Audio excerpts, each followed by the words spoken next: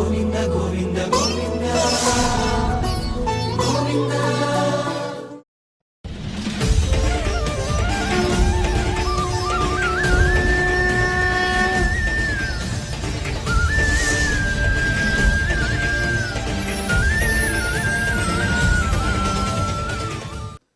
ఓం నమో వెంకటేశాయ. ఏడుకొండలవాడ వెంకటరమణ గోవింద గోవింద. శ్రీ శ్రీనివాస శ్రీ వెంకటేశ గోవింద గోవింద. కలియుగ ప్రత్యక్ష దైవం శ్రీనివాస పరబ్రహ్మ అనుగ్రహ విశేషంతో శ్రీమద్భాగవతంలో ద్వాదశ స్కంధంలోని విశేషాలు యథాశక్తి తెలుసుకుంటున్నాం.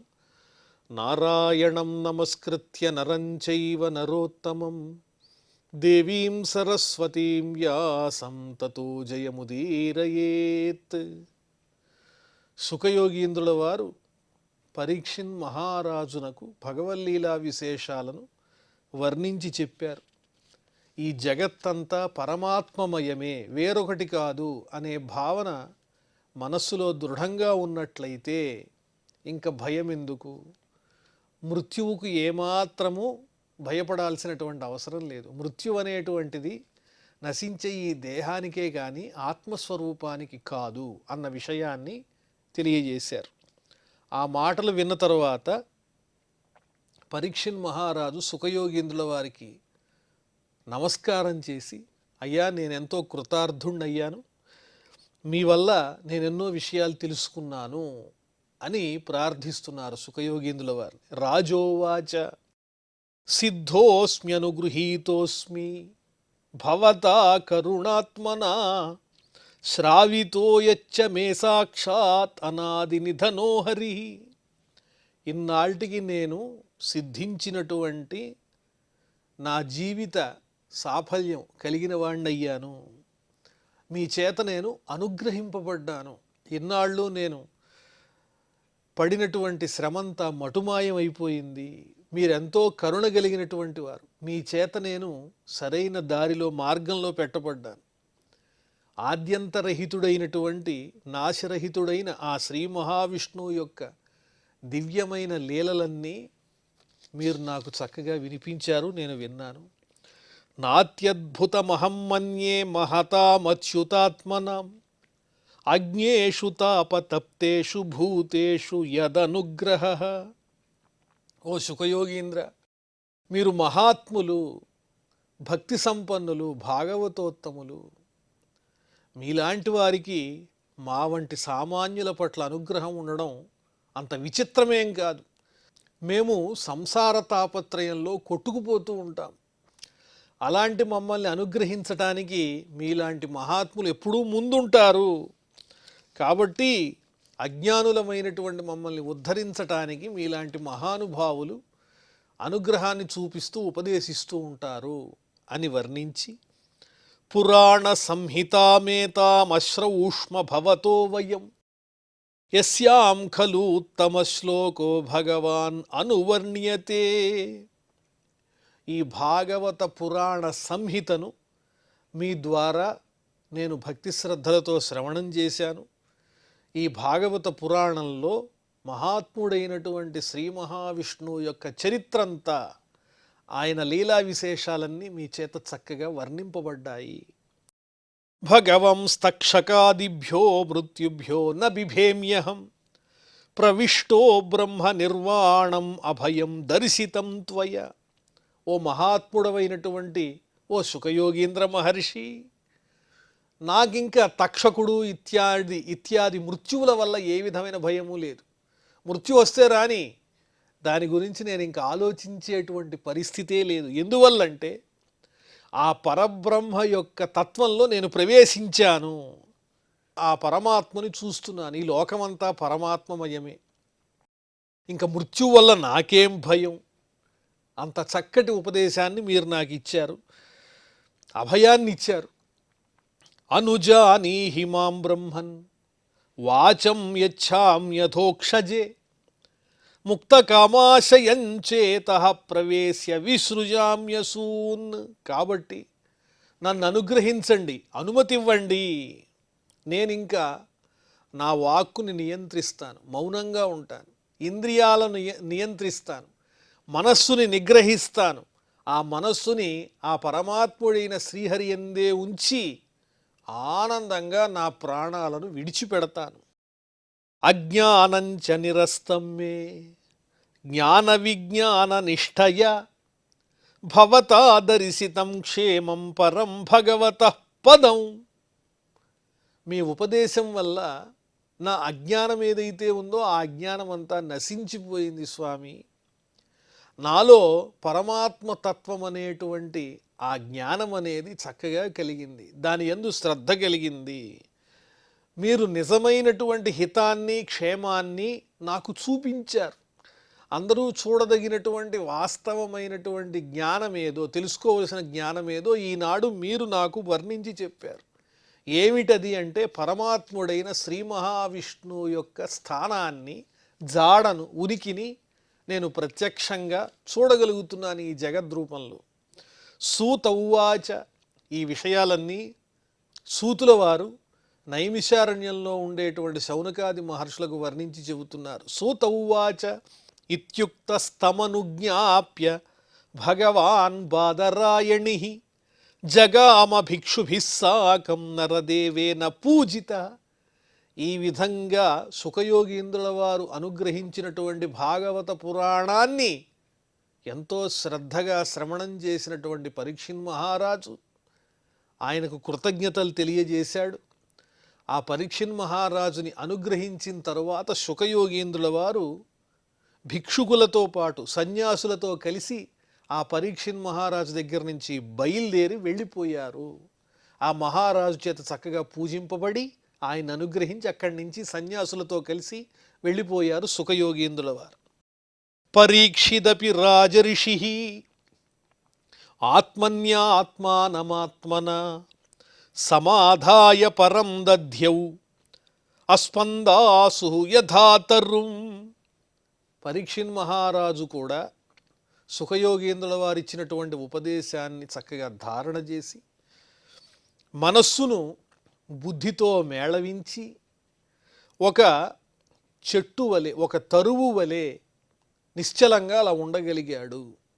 అంటే తన ప్రాణాలను తక్షకుడు హరిస్తాడనేటువంటి ఆ భయం నుంచి, భ్రాంతి నుంచి బయటపడ్డాడు. శ్రీహరిని ధ్యానించటమే ఇప్పుడు నేను చేయదగిన పని, అంతకంటే వేరొకటి ఈ జగత్తులో లేదనే పరిపూర్ణమైనటువంటి జ్ఞానాన్ని స్వల్పకాలంలోనే భాగవత పురాణ శ్రవణం ద్వారా తెలుసుకోగలిగాడు ఆ మహారాజు. ప్రాక్కూలే బర్హిష్యాసీనో గంగాకూల ఉదంగముఖ బ్రహ్మభూతో మహాయోగి నిస్సంగ చిన్న సంశయ. గంగా తీరాన్ని చేరుకుని ఆ గంగా తీరంలో తూర్పు వైపుగా కొనలున్నటువంటి దర్భాసనం మీద ఉత్తరాభిముఖంగా ఆసీనుడై ఆ పరబ్రహ్మ ధ్యానంలో లీనమైపోయాడు ఆ పరీక్షిత్ మహారాజు. ఇంకా ఆయనకు తక్షకుని వల్ల భయం అనేటువంటి చింత కూడా కలగలేదు. తక్షక ప్రహితో విప్రాహ క్రుద్ధేన ద్విజసూనున హంతుకామో నృపం గచ్చన్ దదర్శ పథి కశ్యపం. విధి అనుల్లంఘనీయం కదా, అందువల్ల శృంగి యొక్క కోపం చేత, ఆయన కఠినమైనటువంటి శాపం చేత ప్రచోదితుడైనటువంటి తక్షకుడు ఆ ఋషివాక్యాన్ని నిజం చేయటం కోసం, పరీక్షిత్ మహారాజుని కాటు వేయటం కోసం బయలుదేరి వస్తూ ఉన్నాడు. హంతుకామహ, ఆయన్ని సంహరించాలి, కాటు వేయాలనే సంకల్పంతో తక్షకుడు బయలుదేరాడు ఆ పరీక్షిత్ మహారాజు దగ్గరకు. అలా బయలుదేరినటువంటి తక్షకునకు మార్గమధ్యంలో కశ్యపుడు అనేటువంటి బ్రాహ్మణోత్తముడు కనిపించాడు. ఆయన ఎందుకు వస్తున్నాడు? పరీక్షిత్ మహారాజు తక్షకుని యొక్క కాటుతో మరణిస్తాడని తెలిసే వస్తున్నాడు ఆ కశ్యపుడు. దేనికోసం అంటే ఆయన ఎంతటి విషాన్నైనా తన మంత్రశక్తితో పోగొట్టగలిగినటువంటి నేర్పు గలవాడు. అందువల్ల తక్షకుడు కాటు వేయంగానే మళ్ళీ మహారాజుని బ్రతికించటం కోసం ఆ సంకల్పంతో కశ్యపుడనే ఆ బ్రాహ్మణోత్తముడు వస్తున్నాడు. ఆయన్ని మార్గమధ్యంలో కలిశాడు ఈ తక్షకుడు. మాటలో మాటగా తెలిసింది ఎవరు ఎందుకు వెడుతున్నారో అర్థమయ్యింది.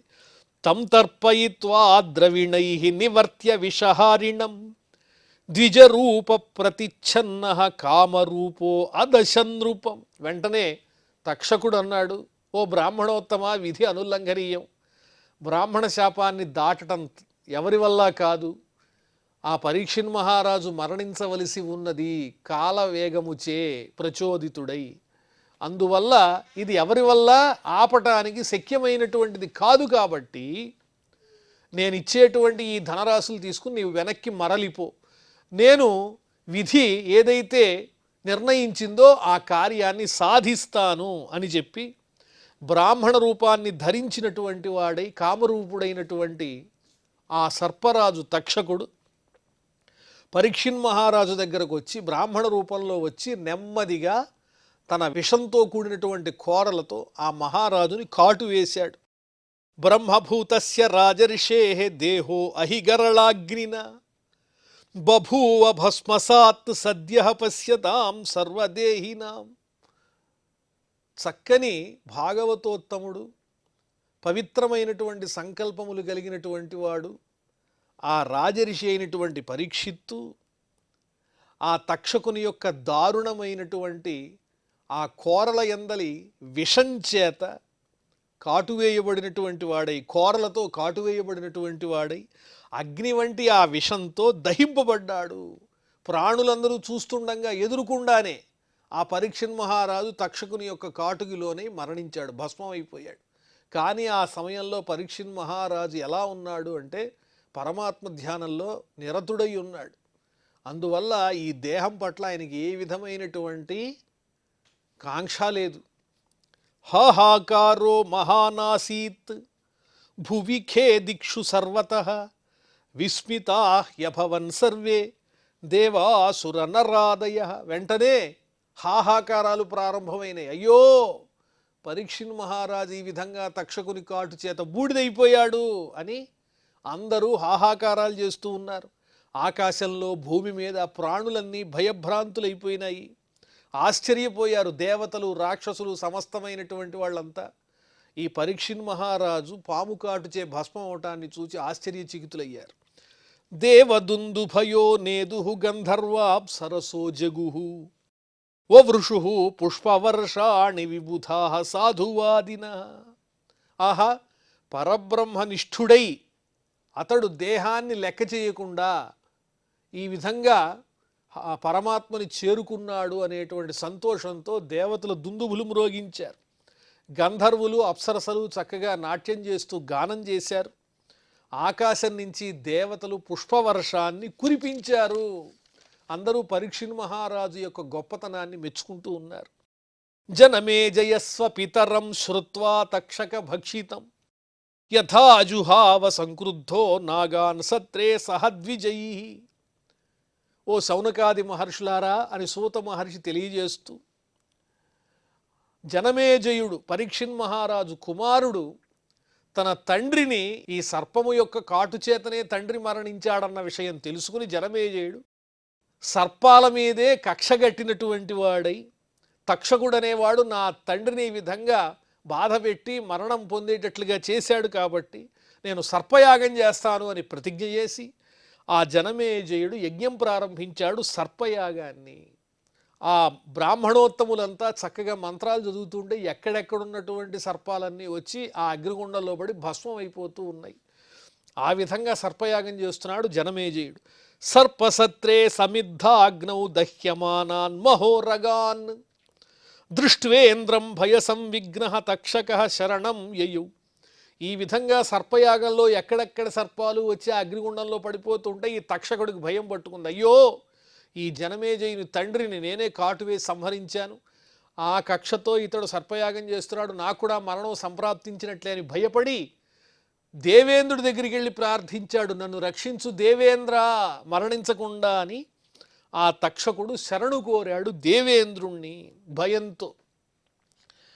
అపశ్యంస్తక్షకం తత్ర రాజా పారీక్షితో ద్విజాన్ ఉవాచ తక్షకః కస్మాత్ నదహ్యేతో రగాధమః. వెంటనే సర్పాలన్నీ వచ్చి పడుతున్నాయి తప్ప తక్షకుడు ఎంతకీ వచ్చి ఆ అగ్నిగుండంలో పట్టం లేదు. జనమేజయుడు అడిగాడు ఆ బ్రాహ్మణోత్తములు, ఏమండి అన్ని సర్పాలు వచ్చి ఇందులో పడుతున్నాయి కానీ తక్షకుడు ఇంకా రాలేదేమిటి, ఎక్కడున్నాడు కనిపించట్లేదే అని అడిగాడు. ఆ సర్పాధముడైనటువంటి తక్షకుడు ఇంకా రాడే, నా తండ్రిని సంహరించినటువంటి వాడు అన్నాడు.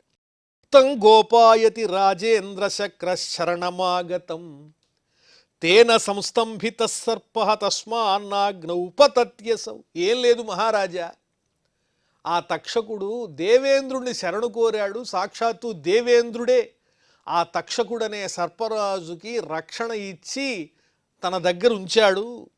అతడు ఈ యాగంలో పడిపోకుండా ఆ దేవేంద్రుడే సంరక్షిస్తున్నాడు. అందువల్లనే ఆ తక్షకుడు అగ్నిలో పట్టలేదని ఆ బ్రాహ్మణోత్తములు దివ్య దృష్టితో చూసి చెప్పారు జనమేజయునకు.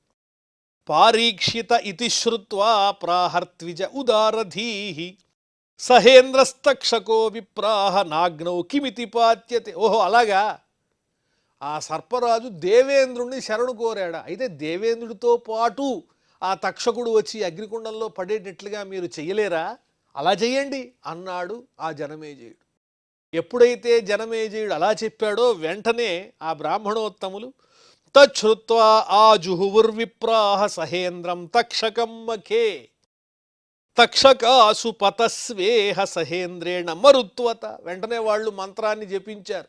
సహేంద్ర తక్షకాయ స్వాహ అన్నట్లుగా ఇంద్రుడితో పాటుగా ఆ తక్షకుడు వచ్చి ఈ హోమాగ్నిలో పడాలి అని వారు మంత్రోచ్చారణ చేశారు. మరుద్గణములతో కూడిన ఆ ఇంద్రుడు అలాగే అతని రక్షణలో ఉన్న తక్షకుడు తక్షణమే వచ్చి ఈ అగ్నిగుండంలో పడాలి అని వాళ్ళు మంత్రోచ్చారణం చేశారు. ఇతి బ్రహ్మోదితాక్షేపై స్థానాదింద్ర ప్రచాలిత బభూవ సంభ్రాంతమతి సవిమాన సతక్షక. వెంటనే ఆ బ్రాహ్మణోత్తములు చెప్పినటువంటి సుస్వరములైనటువంటి వేదమంత్రములచే ఆకర్షింపబడినటువంటి ఇంద్రుడు తక్షకునితో పాటు తన విమానంతో పాటు కదల్చబడి భయంతో కూడినటువంటి వాడై ఏం జరుగుతోందో తెలియక మతిభ్రష్టుడై ఆ తక్షకునితో పాటు వచ్చి ఆ హోమగుండంలో పడబోతూ ఉన్నాడు. ఆకాశంలో నుంచి పడుతున్నాడు దేవేంద్రుడు తక్షకునితో పాటు. తం పతంతం విమానేన సహ తక్షకమంబరాత్ విలోక్యాంగిరసఃప్రాహ రాజానం తం బృహస్పతి. వెంటనే ఎప్పుడైతే ఆ దేవేంద్రుడు తన విమానంతో పాటు తక్షకునితో పాటు యజ్ఞగుండంలో పడుతున్నాడో మంత్రాలకు లోనై వెంటనే దేవగురు అయినటువంటి బృహస్పతి ఆ జనమేజయ మహారాజుతో ఇలా అన్నాడు. ఆంగిరస అన్నారు. అంగిరసుని పుత్రుడు బృహస్పతి. ఆ రాజుతో జనమేజయునితో ఇలా అంటున్నారు ఆ బృహస్పతి, నాయన నైషత్వయా మనుష్యేంద్ర వధమర్హతి సర్పరాట్ అనేన పీతమమృతం అతోయం అజరామరః. ఓ జనమేజయ మహారాజా, నీవు చేసేది సరైన పని కాదయ్యా. ఆ తక్షకుడనే సర్పశ్రేష్ఠుడు మరణించటానికి యోగ్యుడు కాదు. ఎందువల్లంటే అతను చేసిన తప్పే కావచ్చు, కానీ అతడు అమృతాన్ని సేవించాడు. అతనికి వృద్ధాప్యము లేదు, మరణము లేదు. అతనికి మరణం అనేది అమృతం త్రాగడం వల్ల లేకుండా పోయింది. అందువల్ల ఇది జరగదు. జీవితం మరణం జంతో గతిస్వేనైవ కర్మణ రాజంస్తతోన్యో నాన్యస్య ప్రదాత సుఖదుఃఖయో. తాము చేసుకునేటువంటి కర్మ వల్లనే ఏ ప్రాణికైనా జీవితం కానీ మరణం కానీ పరలోకాలు కానీ కలుగుతాయి. ఒకరికి సుఖదుఖాలు ఇవ్వటానికి వేరొకరు కారణం ఎలా అవుతారు? అందువల్ల వీరిని నీవు ఇబ్బంది పెట్టద్దని దేవగురు అయినటువంటి బృహస్పతి జనమేజయ మహారాజునకు హితవు పలికారు. సర్పచోరాగ్ని విద్యుద్భ్య క్షుత్రుట్ వ్యాధ్యాదిభిర్నృప పంచత్వమృచ్ఛతే జంతు భుంక్త ఆరబ్ధ కర్మతత్. ఈ ప్రాణులకు అనేక రకాలైనటువంటి ప్రమాదాలు ఉంటాయి, మరణం సంభవించే ప్రమాదాలు. అవి సర్పాల వల్ల, దొంగల వల్ల, అగ్ని వల్ల, పిడుగుల వల్ల, ఆకలి దప్పికల వల్ల, రోగాల వల్ల ఉపద్రవాలు కలుగుతూ ఉంటాయి. వాటి వల్లనే ఈ ప్రాణులన్నీ తమ ప్రాణాలను కోల్పోతూ ఉంటాయి. ఇదంతా దేనివల్ల కలుగుతోంది అంటే ఆ ప్రాణుల యొక్క ప్రారబ్ధ కర్మ చేతనే. మనమేదో ఒకరిని హింసిస్తున్నాము, ఒకరి చేత హింసింపబడుతున్నామనే భావన తగినది కాదు. తస్మాత్ సత్రమిదం రాజన్ సంస్థీయేతాభిచారికం సర్పా అనాగసో దగ్ధా జనైర్దిష్టం హి భుజ్యతే. ఓ జనమేజయ మహారాజా, నీవు చేసినటువంటి ఈ సర్పయాగం వల్ల తక్షకుడి సంగతి ఎలా ఉన్నా, ఏ పాపమెరుగని ఎన్నో సర్పాలు ఈ హోమాగ్నిలో పడి దగ్ధమైపోయినాయి. నీవు చేసింది సరైన పని కాదు, కాబట్టి శత్రు సంహారం కోసం నీవు తలపెట్టినటువంటి ఈ ఆభిచారికం అనేటువంటి యజ్ఞాన్ని ఆపివేయవలసింది. తప్పు చేయనటువంటి సర్పాలు ఎన్నో దగ్ధమైనాయి. ఏ ప్రాణి అయినా తన ప్రారబ్ధ కర్మను అనుభవించక తప్పదు. నిజంగా నీ పట్ల తప్పు చేయబడిందని తెలిస్తే దానికి సరైనటువంటి కర్మను అనుభవిస్తాడెవరు? ఆ సర్పరాజైన తక్షకుడు. నీవు కర్తవు కాదు కదా అని ఈ విధంగా బృహస్పతి తెలియజేశారు ఆ జనమేజయ మహారాజుకి. వెంటనే సూత ఉవాచ, ఈ రకంగా బృహస్పతి చెప్పిన తరువాత, ఇత్యుక్త సతథేత్యాహ మహర్షేర్మానయన్ వచః సర్పసత్రాదుపరతః పూజయామాస వాక్పతిం. ఈ మాటలు విన్నటువంటి జనమేజయుడు సత్యాన్ని తెలుసుకుని తాను సంకల్పించినటువంటి ఆ సర్పయాగాన్ని వదిలిపెట్టాడు, విరమించాడు. ఆ సర్పయాగాన్ని ఇంక జరపకుండా వదిలేశాడు. ఆ బృహస్పతిని పూజించాడు. మంచి మాట చెప్పారండి అన్నాడు. సైషా విష్ణోర్మహామాయ అబాధ్యయా అలక్షణాయ మహంత్యస్యైవాత్మభూతా భూతేషు గుణవృత్తిభిః. వీటన్నిటికీ కారణమేమిటి అంటే శ్రీ మహావిష్ణువు యొక్క మాయా విశేషమే ప్రధానం, ఇంకోటి కాదు. ఆ పరమాత్ముని యొక్క మాయా విశేషాన్ని ఎవరము తప్పించుకోవటానికి శక్తులము కాదు. సమస్తమైన జీవులు కూడా ఆ పరమాత్ముడైన శ్రీహరి యొక్క అంశలే తప్ప వేరొకరు కాదు అని చెబుతూ సూత మహర్షి, నయత్ర దంభీత్యభయా విరాజిత మాయాత్మవాదే అసకృదాత్మవాదిభిః నయద్వివాదో వివిధస్తదాశ్రయో మనశ్చ సంకల్ప వికల్ప వృత్తియతు. మాయ అంటే ఏమిటి అంటే, మాయకి లోనవటం అంటే కపటంగా ఉండడం, లేదా దంభాన్ని చూపించటం. నేనే కర్తను, నేను అనుభవిస్తున్నాను, నేనే అనుభవింపజేస్తున్నాను, ఇలాంటి భావనలను కర్తృత్వ భోక్తృత్వ బుద్ధిని కలిగి ఉండడమే మాయకి లోనైనందుకు నిదర్శనము. కానీ ఇలాంటి మాయలు భగవత్ సన్నిధిలో ఏమాత్రము నిలువవు. ఎందువల్లంటే ఇలాంటి మాయను సృష్టించేవాడే ఆ పరమాత్ముడు కదా. ఆయన దగ్గర మనం ఈ రకమైనటువంటి ఈ మాయను చూపించలేము. ఆ మాయకు ఉనికే లేదు పరమాత్మ సన్నిధిలో. ఆత్మతత్వాన్ని ఎవరైతే తెలుసుకున్న వాళ్ళు ఉంటారో మహాత్ములు, వాళ్ళ జోలికి ఈ మాయ రాదు. అన్నీ తెలిసినటువంటి వాళ్ళు దంభాన్ని విడిచిపెడతారు, కపటాన్ని విడిచిపెడతారు, నిరాడంబరంగా పరమాత్మ యొక్క ధ్యానంతోనే జీవితాన్ని గడుపుతారు. అలాంటి పరమాత్మ తత్వజ్ఞానం తెలిసిన వాళ్ళని ఈ మాయ ఏమీ చెయ్యలేదు. కానీ పామరులను మాత్రం ఆకర్షించగలుగుతుంది. స్వేచ్ఛగా ఈ లోకంలో విహరిస్తూ ఉంటుంది. ఎవరినైనా తనకి లోను చేసి అనేక రకాలుగా బాధలు పెడుతూ ఉంటుంది. కాబట్టి ఈ మాయ అనేది అనేక రకాలుగా వ్యాపించి ఉన్నది. భిన్న భిన్నమైనటువంటి స్వరూపాలతో ఈ మాయ ఉన్నది. కానీ ఆత్మస్వరూపము పరమాత్మ తత్వం మాత్రం ఒకటే ఉన్నదయ్యా. ఆ పరమాత్మ విషయంలో ఎవరు ఏ విధంగానూ మాయ చెయ్యలేరు. ఆయన వీటన్నిటికీ అతీతమైనటువంటి వాడు. సంకల్ప వికల్పాలనేటువంటివి పరమాత్మ ముందు నిలువవు. ఆ సంకల్ప వికల్పాలతో కూడినటువంటి మనస్సు పరమాత్మ విషయంలో ఏ విధంగానూ పని చెయ్యదు అని చెప్పి ఆ సూత మహర్షి శౌనకాది మహర్షులందరికీ ఆ పరీక్షిన్ మహారాజునకు సుఖయోగీంద్రుల వారు వర్ణించి చెప్పినటువంటి భాగవత పురాణాన్నంతా చక్కగా సవివరంగా వివరించి చెప్పి, ఈ జగత్తంతా కూడా పరమాత్మతోనే నిండి ఉన్నది, సమస్తమైన ప్రాణులు పరమాత్మ స్వరూపాలే అన్నటువంటి సారాంశంతో కూడిన భాగవత పురాణాన్ని ఆ సూత మహర్షి శౌనకాది మహర్షులందరికీ వర్ణించి చెబుతూ ఉన్నారు. మరిన్ని విశేషాలు మనం మళ్ళీ తెలుసుకుందాం.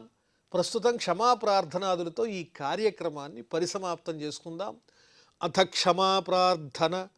యదక్షరపదభ్రష్టం మాత్రాహీనంచ యద్భవేత్ తత్సర్వం క్షమ్యతాం దేవ నారాయణ నమోస్తుతే.